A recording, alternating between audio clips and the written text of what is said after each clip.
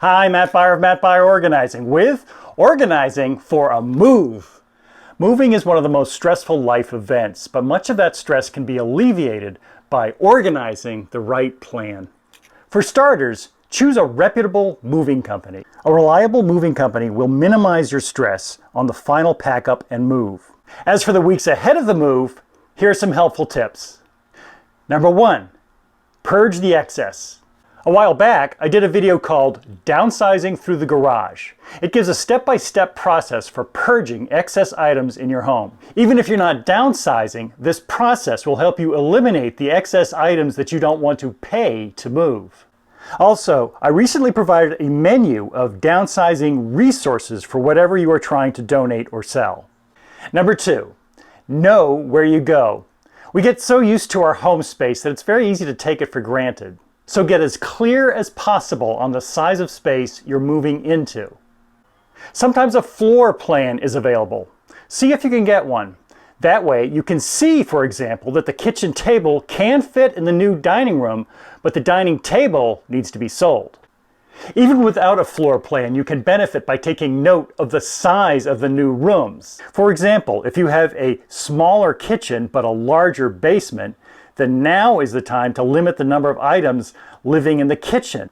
Then set aside the excess for basement storage. Number 3, clarify the why.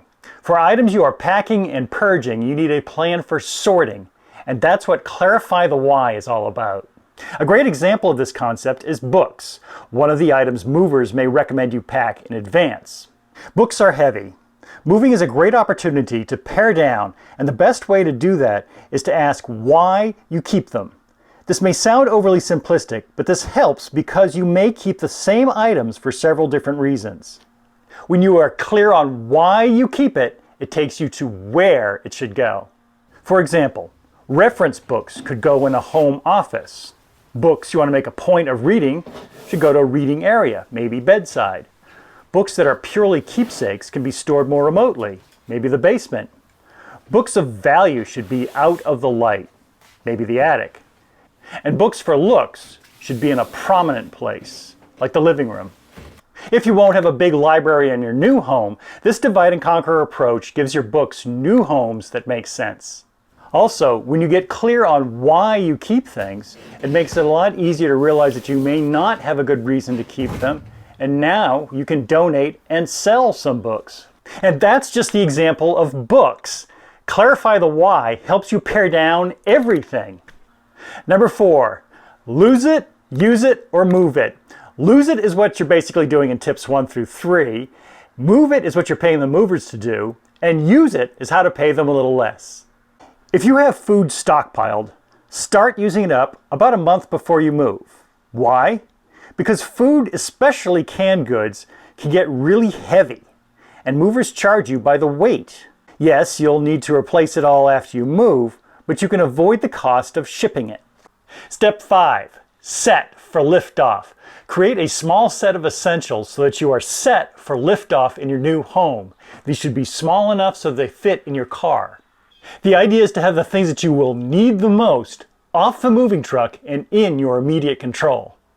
These might include an overnight bag for each family member with clothes, toiletries, towels, and toys for the kids.